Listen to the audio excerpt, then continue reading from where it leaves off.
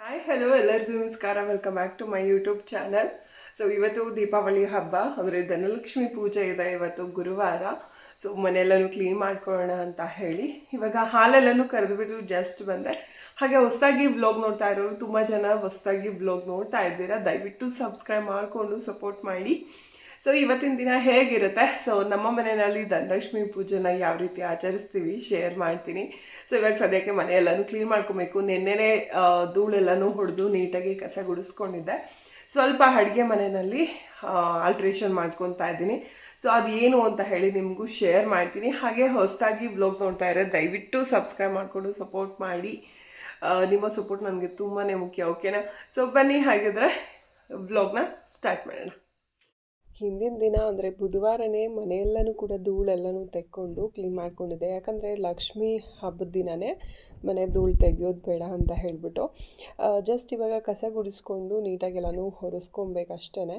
ಅಡುಗೆ ಮನೆಯಲ್ಲಿ ಸ್ಟ್ಯಾಂಡ್ಗಳನ್ನ ತರಿಸಿದ್ದೆ, ಬ್ಲ್ಯಾಕ್ ಕಲರ್ದು. ನೀವು ಏನು ನೋಡ್ತಾ ಇದ್ದೀರಾ ಅದನ್ನು ನಮ್ಮ ಮನೆಯವರು ಹೇಳ್ತಾನೆ ಇದ್ದರು, ಹೊಡ್ಕೊಡ್ತೀನಿ ಬಿಡು ಅಂತ ಹೇಳಿ. ಅದು ಹಾಗೆ ಇಟ್ಬಿಟ್ಟಿದ್ದೆ. ಸೊ ಇವತ್ತು ಫೈನಲ್ ಆಗಿ ಅದನ್ನು ಸ್ಟ್ಯಾಂಡ್ ಹಾಕ್ಕೊಟ್ಬಿಡಿ, ಹೇಗಿದ್ದರೂ ಕ್ಲೀನ್ ಮಾಡಬೇಕು ಅಡುಗೆ ಮನೆನ ಅಂತ ಹೇಳಿದ್ದೆ. ಸೊ ಅವರು ಹಾಕ್ಕೊಟ್ರು. ಸದ್ಯಕ್ಕೆ ಬೆಳಗ್ಗೆ ಕರೆಂಟ್ ಇದ್ದಿದ್ದರಿಂದ ಅವರು ಎಲ್ಲನೂ ಕೂಡ ಫಿಟ್ ಮಾಡಿಕೊಟ್ರು. ಇವಾಗ ನೀಟಾಗಿ ಎಲ್ಲನೂ ಹೊರಿಸ್ಕೊಂಡು ಬಾಕ್ಸ್ ಮೇಲೂ ಕೂಡ ಧೂಳೆಲ್ಲ ಕೂತ್ಕೊಂಡ್ಬಿಟ್ಟಿತ್ತು. ಸೊ ಗೋಡೆಗೆ ಮೊಳೆ ಏನು ಹೊಡಿತಾರಲ್ವ, ಸೊ ಆವಾಗ ಧೂಳೆಲ್ಲ ಕೂತಿರುತ್ತೆ. ಸೊ ಅದನ್ನು ಬಾಕ್ಸ್ ಎಲ್ಲನೂ ಕೂಡ ಹೊರಿಸ್ಕೊಂಡು ನೀಟಾಗಿ ಜೋಡಿಸ್ಕೊಳ್ತಾ ಇದ್ದೀನಿ. ಸೊ ವರಮಹಾಲಕ್ಷ್ಮಿ ಹಬ್ಬನ ಸ್ವಲ್ಪ ಗ್ರ್ಯಾಂಡಾಗಿ ಮಾಡ್ತೀನಿ. ಬಟ್ ಧನಲಕ್ಷ್ಮಿ ಪೂಜೆನ ನಾನು ಮದುವೆ ಆಗಿ ಬರೋದಕ್ಕೆ ಮುಂಚೆ ನಮ್ಮ ಅತ್ತೆನೇ ಮಾಡ್ತಾಯಿದ್ರು. ಸೊ ಅವ್ರು ಯಾವ ರೀತಿ ಮಾಡ್ಕೊಂಡು ಬಂದಿರ್ತಾರೆ ಅದೇ ರೀತಿಯೇ ನಾವು ರೂಢಿಸ್ಕೊಂಡು ಹೋಗಬೇಕಾಗತ್ತೆ. ನಾವು ಸಪ್ರೇಟಾಗಿ ಅಂತ ಅದನ್ನೆಲ್ಲ ಮಾಡೋದಿಲ್ಲ.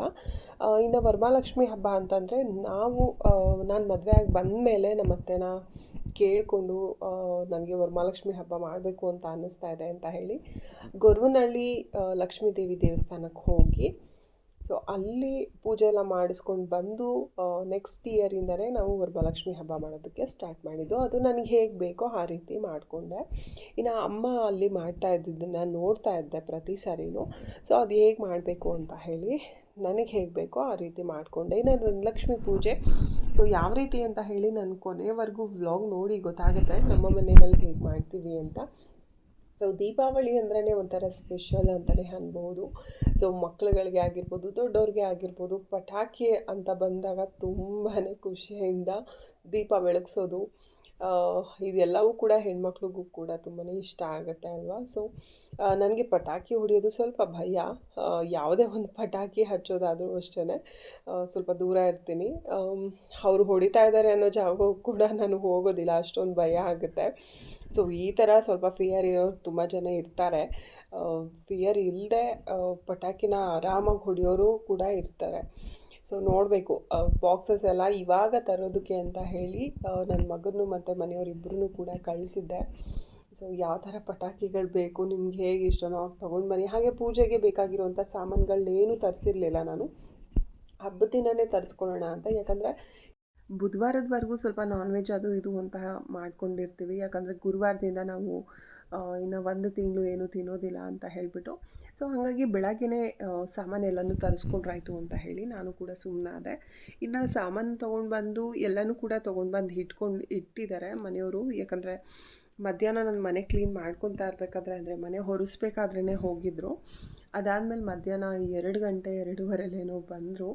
ಅಷ್ಟೊತ್ತಿಗೆ ನಾನು ಸ್ವಲ್ಪ ಸಾಂಬಾರು ಮಾಡಿದೆ, ಅಂದರೆ ತಿಳಿ ಸಾರು ಮಾಡಿ ಬರೀ ಅನ್ನ ಮಾಡಿದೆ. ಯಾಕಂದರೆ ತುಂಬ ಕೆಲಸಗಳಾಗೋಗಿತ್ತು ಇವತ್ತು. ಎಲ್ಲನೂ ಕೂಡ ನೀಟಾಗಿ ಎಲ್ಲನೂ ತೊಳ್ಕೊಳ್ಳೋದು ಅದು ಇದು ಕೆಲಸಗಳೇ ಜಾಸ್ತಿ ಆಗೋಗುತ್ತೆ ಅಲ್ವಾ. ಮನೆಯಲ್ಲಿ ಎಷ್ಟು ಕ್ಲೀನ್ ಮಾಡಿದ್ರೂ ಕೂಡ ಇನ್ನೂ ಏನಾದರೂ ಒಂದು ಉಳ್ಕೊತಾನೇ ಇರುತ್ತೆ. ಸೊ ಅದನ್ನೆಲ್ಲ ಮುಗಿಸ್ಕೊಂಡು ನಾನು ಸ್ನಾನ ಎಲ್ಲ ಮುಗಿಸಿ ಇನ್ನು ದೇವ್ರ ಮನೇನ ಕ್ಲೀನ್ ಮಾಡಿಕೊಂಡೆ. ಇನ್ನು ಮಧ್ಯಾಹ್ನ ಟೈಮಲ್ಲೆಲ್ಲ ದೇವ್ರ ದೀಪ ಹಚ್ಚೋದು ಅಷ್ಟು ಚೆನ್ನಾಗಿರಲ್ಲ ಅಂತ ಹೇಳಿ ಇನ್ನು ಹೇಗಿದ್ರು ಸಾಯಂಕಾಲ ಕಳಸ ಕೂರಿಸಿ ಪೂಜೆ ಮಾಡ್ತೀವಿ ಅಲ್ವಾ, ಆವಾಗಲೇ ಮಾಡ್ಕೊಳ್ಳೋಣ ಅಂತ ಹೇಳಿಬಿಟ್ಟು ಸೊ ದೇವ್ರ ಮನೇನ ಬರೀ ಕ್ಲೀನ್ ಮಾಡ್ಕೊಂಡಿದ್ದೀನಿ ಅಷ್ಟೇ. ಮಧ್ಯಾಹ್ನ ಊಟಕ್ಕೆ ಅಂತ ಹೇಳಿ ತಿಳಿಸಾರುವನ್ನು ಮಾಡ್ಕೊಂಡಿದ್ದೆ. ಅದಾದಮೇಲೆ ಇವಾಗ ವಡೆ ಮಾಡ್ತಾಯಿದ್ದೀನಿ, ಹಾಗೆ ಖೀರ್ ಮಾಡಿ ಇಟ್ಬಿಡ್ತೀನಿ. ಸೊ ನೈಟ್ ಊಟಕ್ಕೆ ಅಂತ ಹೇಳಿಬಿಟ್ಟು ಸೊ ದೀಪಾವಳಿ ಸ್ಪೆಷಲ್ ನಮ್ಮ ಮನೆಯಲ್ಲಿದೆ. ಕ್ಲೀನಿಂಗ್ ಎಲ್ಲ ಮಧ್ಯಾಹ್ನದವರೆಗೂ ಇರ್ತಿತ್ತು. ಸೊ ನಾಳೆಯಿಂದ ಅಂದರೆ ಇವತ್ತಿಂದನೇ ನಾವು ಕಾರ್ತಿಕ 1 ತಿಂಗಳು ನಾನ್ ನಾನ್ ವೆಜ್ ಮನೆಯಲ್ಲೂ ಮಾಡಲ್ಲ, ಹೊರಗಡೆನೂ ತಿನ್ನಲ್ಲ. ಸೊ ಹಾಗಾಗಿ ಸ್ವಲ್ಪ ನಾನ್ ವೆಜ್ ಮಾಡೋ ರೂಮ್ಸ್ ಎಲ್ಲನೂ ಕೂಡ ಕ್ಲೀನ್ ಮಾಡೋದು ಸ್ವಲ್ಪ ಲೇಟ್ ಆಯಿತು. ಹಾಗಾಗಿ ಬೆಳಗ್ಗೆ ವ್ಲಾಗ್ನ ಕಂಟಿನ್ಯೂ ಮಾಡೋದಕ್ಕೆ ಆಗಲಿಲ್ಲ. ಸೊ ಇವಾಗ ಒಡೆಕಾಳೆಲ್ಲನೂ ರುಬ್ಕೊಂಡು ಇಟ್ಕೊಂಡು, ಸೊ ಇನ್ನೇನು ಇನ್ನೊಂದು 2 hours ಬೀರು ಎಲ್ಲ ಕ್ಲೀನ್ ಮಾಡ್ಕೊಬೇಕು. ಸೊ ನಮ್ಮ ಅತ್ತೆ ಹೇಗೆ ಮಾಡ್ಕೊಂಡು ಹೋಗ್ತಾ ಇದ್ರು ಅದೇ ರೀತಿಯೇ ನಾವು ಮಾಡೋದು, ಸ್ಪೆಷಲಾಗಿ ಅಂತ ಏನು ಮಾಡೋದಿಲ್ಲ ಧನಲಕ್ಷ್ಮಿ ಪೂಜೆನ. ಸೊ ವರಮಹಾಲಕ್ಷ್ಮಿ ಅಂತಂದರೆ ಇಲ್ಲಿ ಮಾಡ್ತಾ ಇರಲಿಲ್ಲ. ಸೊ ನನಗೆ ಹೇಗೆ ಬೇಕು ನಾನು ಹಾಗೆ ರೂಢಿಸ್ಕೊಂಡು ಬಂದೆ ವರಮಹಾಲಕ್ಷ್ಮಿ ಹಬ್ಬನ. ಬಟ್ ಧನಲಕ್ಷ್ಮಿ ಪೂಜೆ ನಮ್ಮ ಅತ್ತೆಯವ್ರು ಹೇಗೆ ಮಾಡ್ತಾರೆ ಹಾಗೆ ಮಾಡೋಣ ಅಂತ. ಸೊ ಬೀರನ್ನೆಲ್ಲನೂ ಕೂಡ ಕ್ಲೀನ್ ಮಾಡ್ಕೊಬೇಕು. ಇನ್ನು ಅದಕ್ಕೋಸ್ಕರ 6:30 6:45ಗೆಲ್ಲ ಒಳ್ಳೆ ಮುಹೂರ್ತ ಇದೆ ಅಂತ ಹೇಳಿದ್ರು ಕಳಸ ಕೂಡ್ಸೋದಕ್ಕೆ. ಸೊ ಅಷ್ಟೊಳಗೆ ಎಲ್ಲನೂ ಕೆಲಸ ಮುಗಿಸ್ಕೊಳ್ಳೋಣ ಅಂತ ಹೇಳ್ಬಿಟ್ಟು ಇವಾಗ ಒಡೆ ಮಾಡಿರ್ತಾ ಇದ್ದೀನಿ. ಸೊ ಖೀರನ್ನ ಲೇಟಾಗಿ ಮಾಡ್ಕೊಂಡ್ರಾಯ್ತು ಅಂತ ಹೇಳ್ಬಿಟ್ಟು.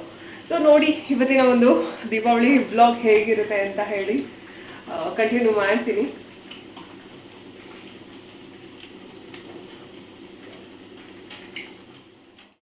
ಇವಾಗ ದೀಪಗಳನ್ನ ರೆಡಿ ಮಾಡ್ಕೊತಾ ಇದ್ದೀವಿ. ಇನ್ನು ಒಡೆ ಮಾಡಿ ಆಯಿತು. ಇನ್ನು ಕೀರೊಂದು ಮಾಡಬೇಕು. ಕೀರು ಅವಾಗ ಮಾಡ್ಕೊಂಡು ಅವಾಗ ತಿಂದರೆ ಚೆನ್ನಾಗಿರುತ್ತೆ, ಲೇಟಾಗಿ ಮಾಡ್ಕೊಂಡೆಲ್ಲ ತಿಂದರೆ ಚೆನ್ನಾಗಿರೋದಿಲ್ಲ. ಸೊ ಅದಕ್ಕೋಸ್ಕರ ಅವಾಗ ಮಾಡ್ಕೊಂಡು ಅವಾಗ ತಿನ್ನೋಣ ಅಂತ ಹೇಳಿಬಿಟ್ಟು ಇವಾಗ ದೀಪಗಳನ್ನ ರೆಡಿ ಮಾಡ್ಕೊತಾ ಇದ್ದೀನಿ. ಹಾಗೆ ಬೀರು ಎಲ್ಲನೂ ಕೂಡ ಒರೆಸಿ ನೀಟಾಗಿ ಎಲ್ಲ ಕ್ಲೀನ್ ಮಾಡಿಕೊಂಡೆ. ಸೊ ಮಧ್ಯ ಮಧ್ಯ ಗ್ಯಾಪ್ ಸಿಕ್ಕಿದಾಗಲೆಲ್ಲ ನಾನು ಸಿಕ್ಕಿದ ಕೆಲಸಗಳನ್ನೆಲ್ಲ ಮಾಡ್ಕೊಂಡ್ಬಿಟ್ಟೆ. ಆವಾಗ ವೀಡಿಯೋಗಳನ್ನ ಕಂಟಿನ್ಯೂಸ್ ಆಗಿ ಮಾಡೋದಕ್ಕಾಗಲಿಲ್ಲ. ಹೊಸ ದೀಪಗಳನ್ನ ತರಿಸ್ಕೊಂಡಿದ್ದೆ, ಯಾಕಂದರೆ ಮಣ್ಣಿನ ದೀಪಗಳು ಜಾಸ್ತಿ ಇರಲಿಲ್ಲ. ಪ್ರತಿ ವರ್ಷ ಹೇಗೆ ಅಂದರೆ ಕ್ಯಾಂಡಲ್ಸ್ ಬರುತ್ತೆ ಅಲ್ವಾ ಚಿಕ್ಕ ಚಿಕ್ಕದು, ಆ ಥರ ಕ್ಯಾಂಡಲ್ಸ್ಗಳನ್ನ ತರಿಸ್ಬಿಡ್ತಿದ್ದೆ, ಒಂದು 2 ಪ್ಯಾಕೆಟ್ಸ್ 3 ಪ್ಯಾಕೆಟ್ಸ್ ಅಂತ ಹೇಳಿ. ಈ ಸರಿ ಯಾಕೋ ಮಣ್ಣಿನ ದೀಪನೇ ಹಚ್ಚಬೇಕು ಅಂತ ಅನ್ನಿಸ್ತು. ತುಂಬ ಒಳ್ಳೆಯದು ಅಂತಲೂ ಕೂಡ ಅಂತಾರೆ. ಮಣ್ಣಿನ ದೀಪನೇ ಆಲ್ಮೋಸ್ಟ್ ಎಲ್ಲನೂ ಹಚ್ಚಿದ್ರೆ ಅದೆಲ್ಲ ಫ್ಯಾನ್ಸಿ ಕ್ಯಾಂಡಲ್ಸ್ ಅಂತ ಏನು ಹೇಳ್ತೀವಿ ಅವೆಲ್ಲ ಸುಮ್ಮನೆ ಫ್ಯಾನ್ಸಿ. ಸೊ ಮಣ್ಣಿನ ದೀಪ ಹಚ್ಚೋಣ ಅಂತ ಅನಿಸ್ತು. ಸೊ ಈ ಸರಿ ಒಂದು 20 ಏನು ಮಣ್ಣಿನ ದೀಪನ ತರಿಸ್ಕೊಂಡಿದ್ದೆ. ಸೊ ಕೊಬ್ಬರಿ ಅಂದರೆ ಕೊಬ್ಬರಿ ಎಣ್ಣೆನೇ ನಾನು ಯೂಸ್ ಮಾಡೋದು ದೇವರಿಗೆಲ್ಲ. ಯಾಕಂದರೆ ನಮ್ಮದು ಕೊಬ್ಬರಿ ಇರೋದ್ರಿಂದ ಸೊ ನಾವೇನು ದುಡ್ಡು ಕೊಟ್ಟೇನೂ ತೊಗೊಂಡು ಬರೋದಂಗಿಲ್ಲ. ಅದಕ್ಕೋಸ್ಕರ ಕೊಬ್ಬರಿ ಎಣ್ಣೆನೇ ಯೂಸ್ ಮಾಡ್ತೀನಿ. ಎಲ್ಲದಕ್ಕೂ ಕೂಡ ಹೊರಗಡೆನೂ ಕೂಡ ಮಗನ ಕೈಲಿ ಕೊಟ್ಟಿದ್ದೆ, ಎಲ್ಲನೂ ಹೊರಗಡೆ ಜೋಡಿಸ್ಬಿಟ್ಟು ದೀಪ ಹಚ್ಚಪ್ಪ ಅಂತ. ಸೊ ಅವ್ನು ಸ್ವಲ್ಪ ಹೆಲ್ಪ್ ಮಾಡಿಕೊಟ್ಟ ನನಗೆ, ಅದನ್ನೆಲ್ಲನೂ ರೆಡಿ ಮಾಡ್ದೆ. ಇನ್ನು ಒಳಗಡೆ ನಾನು ಕಳಸ ಕೂರಿಸ್ಬಿಟ್ಟು ಪೂಜೆನ ಮಾಡಿದೆ. ಇಷ್ಟೇ ನಾವು ಮಾಡೋದು. ಅಂದರೆ ಚೇಂಜಸ್ ಏನು ವರ್ಷ ಪೂರ್ತಿ ಕೂಡಿಟ್ಟಿರ್ತೀವಿ, ಸೊ ಅದನ್ನು ಒಂದು ಬೌಲ್ ಒಳಗೆ ಹಾಗೆ ಹಾಕಿಬಿಟ್ಟು ಖಾನೆ ಒಳಗೆ ಇಟ್ಟಿರ್ತೀವಿ, ಅದನ್ನು ಯೂಸ್ ಮಾಡೋದಕ್ಕೂ ಹೋಗಲ್ಲ. ಸೊ ಅದನ್ನು ತೆಗೆಯೋದಕ್ಕೂ ಕೂಡ ಹೋಗಲ್ಲ. ಅದನ್ನು ಎತ್ತೋದಕ್ಕಾಗಲಿಲ್ಲ ನಮ್ಮ ಕೈಲಿ. ಅದಕ್ಕೋಸ್ಕರ ಆ ಖಾನೆ ಒಳಗೆ ಹಾಗೆ ಇಟ್ಬಿಟ್ಟು ಇನ್ನು ತಟ್ಟೆಲಿ ಒಂದು ಸ್ವಲ್ಪ ಕಾಯಿನ್ಸ್ಗಳನ್ನ ಇಟ್ಬಿಟ್ಟು ಪೂಜೆನ ಮುಗಿಸ್ಕೊಂಡ್ವಿ. ಸ್ವಲ್ಪ ಫ್ರೂಟ್ಸು, ಡ್ರೈ ಫ್ರೂಟ್ಸು ಮತ್ತು ಸ್ವೀಟ್ಸು ಇಷ್ಟನ್ನ ಮಾತ್ರ ನಾವು ಪೂಜೆಗೆ ಇಡ್ತೀವಿ. ಎಸ್, ಇನ್ನು ಪಟಾಕಿ ಹೊಡೆಯೋದು ಅವರ ಸಂಭ್ರಮ. ಸೊ ನಾನು ಅದರಿಂದ ಸ್ವಲ್ಪ ದೂರನೇ ಸೈಡಲ್ಲಿ ನಿಂತ್ಕೊಂಡು ವೀಡಿಯೋ ಮಾಡ್ಕೊತಾ ಇದ್ದೆ ಸಿಂಪಲ್ಲಾಗಿ. ಇವತ್ತಿನ ಒಂದು ವ್ಲಾಗ್ನ ಇಲ್ಲಿಗೆ ಎಂಡ್ ಮಾಡ್ತೀನಿ. ಪ್ಲೀಸ್ ಸಬ್ಸ್ಕ್ರೈಬ್ ಮಾಡಿಕೊಂಡು ಸಪೋರ್ಟ್ ಮಾಡಿ. ಮುಂದಿನ ವ್ಲಾಗಲ್ಲಿ ಸಿಗ್ತೀನಿ.